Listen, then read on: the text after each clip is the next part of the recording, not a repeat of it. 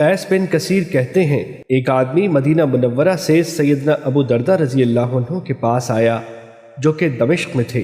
انہوں نے اس سے پوچھا میرے بھائی کون سی چیز تجھے لے آئی ہے؟ اس نے کہا ایک حدیث کی خاطر آیا ہوں، مجھے پتہ چلا ہے کہ تم اس کو رسول اللہ صلی اللہ علیہ وسلم سے بیان کرتے ہو۔ انہوں نے کہا کیا تو تجارت کے لیے تو نہیں آیا؟ اس نے کہا جی نہیں۔ انہوں نے کہا تو کسی اور ضرورت کے لیے تو نہیں آیا؟ اس نے کہا جی نہیں۔ انہوں نے کہا تو صرف اس حدیث کے حصول کے لیے آیا ہے؟ اس نے کہا جی ہاں۔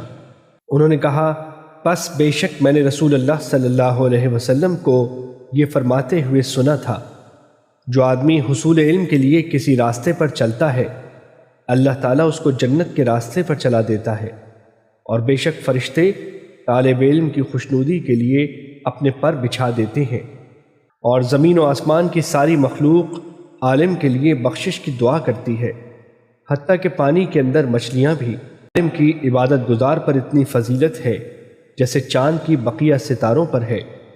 بے شک اہل علم ہی انبیاء کرام کے وارث ہیں، انہوں نے ورثے میں دینار لیے نہ درہم، انہوں نے تو صرف علم وصول کیا ہے۔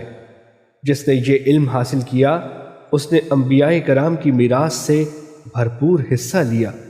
نمبر 247 مسند احمد۔